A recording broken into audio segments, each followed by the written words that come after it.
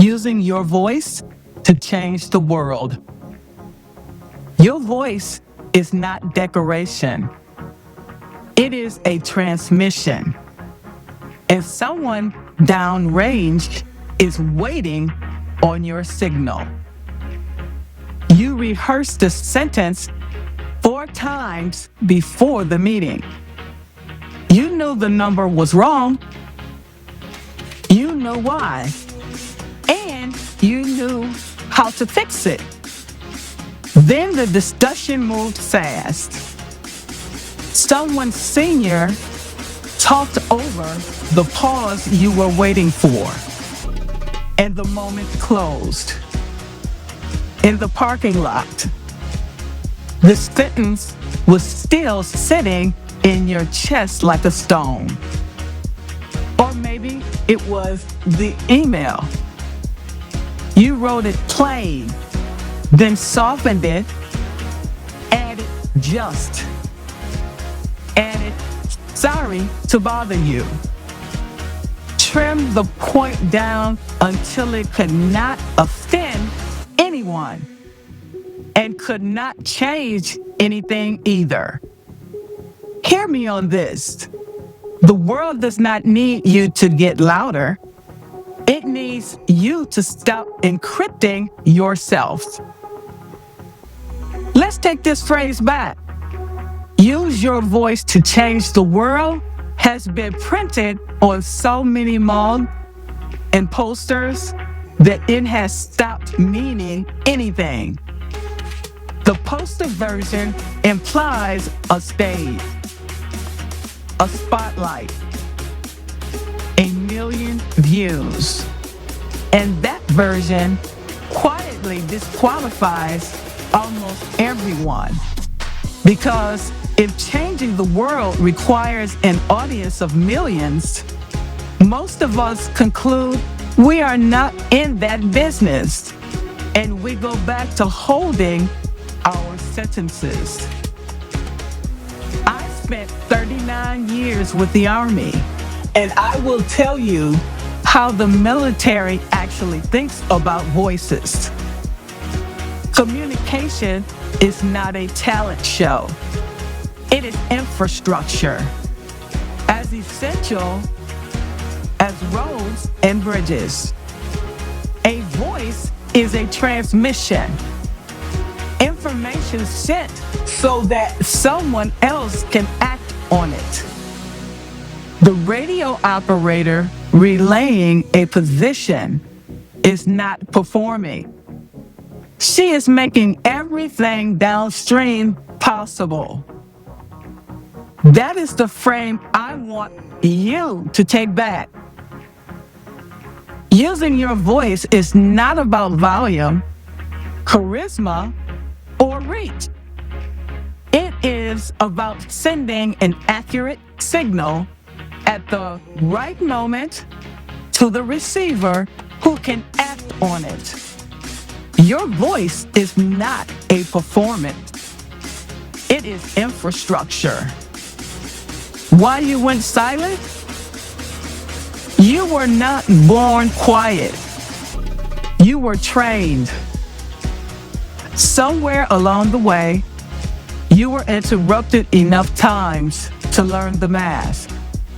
You watched your idea die in silence at minute 10 and get applauded at minute 40 in someone else's mouth. You said a thing plainly and found abrasive on your evaluation. While a man who said less, harder, was called decisive. You learned that your voice carried a price tag that his did not. So, you adapted the way capable women always adapt. First, you shortened your transmissions. Then you encrypted them, turning statements into questions, hiding the point inside a joke, hinting and hoping someone would decode you. And when even that got expensive, Some rooms taught you to go silent altogether. Understand what actually happened there. Silence was not a character flaw. It was a survival calculation, and at the time, it was probably correct. But a calculation made under old conditions does not deserve a lifetime contract. You did not lose your voice. You archived it. Archives can be reopened. How a voice travels. Here is what nobody tells you about transmissions. You almost never know their range at the moment you send them. You say one clear sentence in a Tuesday meeting, it gets repeated in a hallway you will never stand in, weighed in a decision you will never watch being made, carried into a room you will never enter. That is how signal moves, by relay.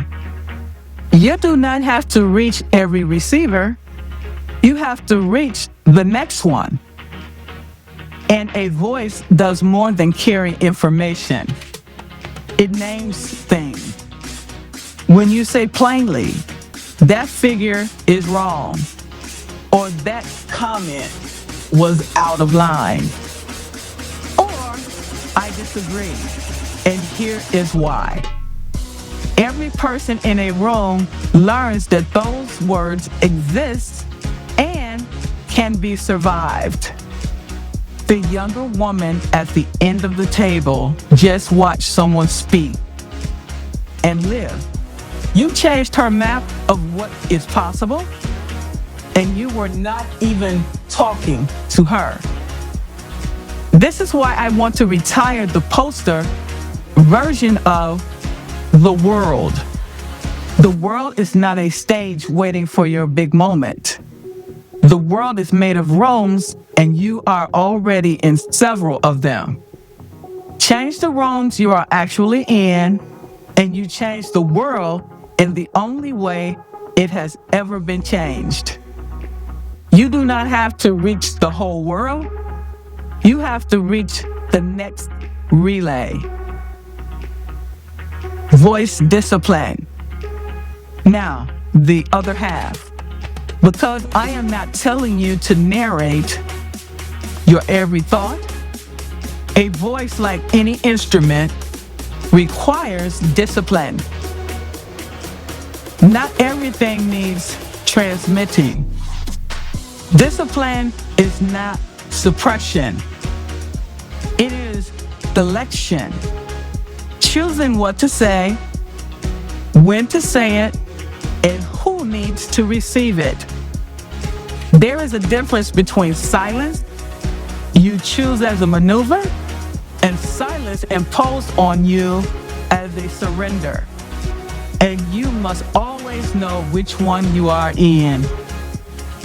Holding your fire until the decision point is strategy. Holding it forever because the room made you pay once is captivity. Wearing strategy's uniform. And do not confuse volume with signal. The loudest person in the meeting is often broadcasting static, filling the air to hold territory. You do not need to outtalk them. One plain sentence delivered once, standing on evidence, outranks 20 minutes of noise. Say it once. Say it plainly. Then let it stand, without rushing in to soften it when the room goes quiet. That silence after you speak is not danger. It is the sound of a signal being received. Say it once. Say it plain. Let it stand. The transmission. So here is the quiet work for this week. Not a program, just a beginning. Find the sentence you have been holding. You know the one. It surfaced while you read this. Write it down exactly as you think it. Before the softening, before the soft, before the softening instinct wakes up.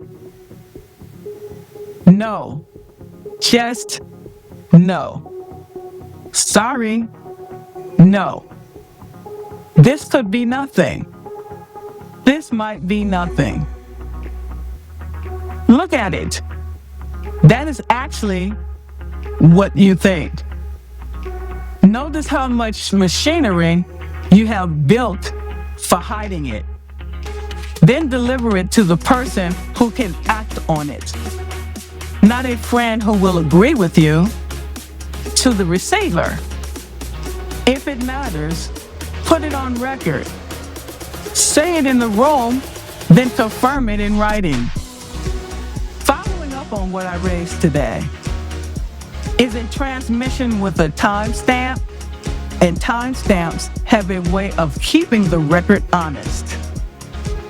While you're at it, open your drafts folder, the unsent emails, the messages you wrote and swallowed. Read them not with shame, but as reconnaissance. That folder is a map of every place you went dark. You do not have to send them. You just have to see the pattern, because you cannot change a pattern you refuse to look at. Integration, the leadership reality. If you lead people, your relationship with voice is no longer about yours. You set the communications climate, and your team reads it daily. If the people who work for you only bring you good news, that is not love. If the people who work for you only bring you good news, that is not love. That is training, and you are the one who trained them. Ask yourself what your voice does when someone brings you a problem. Truth travels up a chain of command only as far as it is safe to carry. You also hold amplification power. When a quiet voice at your table says the right thing and the room rolls past it, you can stop the traffic. Go back. She said something important. Repeat the point with her name attached. That costs you 30 seconds and changes what her voice is worth in every meeting after. And one hard truth, because you deserve straight talk. Some rooms will punish any woman's clear signal, no matter how disciplined, no matter how correct. When that happens, it is data about the room, not a verdict on your voice. Choosing not to spend your voice in a room that only taxes it can be sound strategy. But watch for the drift where the tactical silence quietly becomes a permanent one. The goal was never to speak everywhere. The goal is to never again mistake someone else's deafness for your muteness. The coaching chair. Come sit for a minute. No performance required in this chair. You will set the polished version of yourself down by the door. Take a deep breath and find the sentence that has been riding in your chest while you read. Not the safe one, the one underneath it. Where did you come from? How long have you been carrying it? Now go back further to the first time you learned your voice was expensive. What did speaking cost you that day? And what has staying quiet cost you set?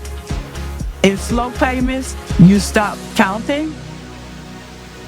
Think about the rooms you were in this week, the meetings, the calls, the kitchen table conversations. Someone in one of those rooms is downstream of your signal, waiting, whether they know it or not, on the thing you can say in the way only you can say it. Picture her receiving it. What is the one sentence you are done holding, and whose life changes when you finally send it?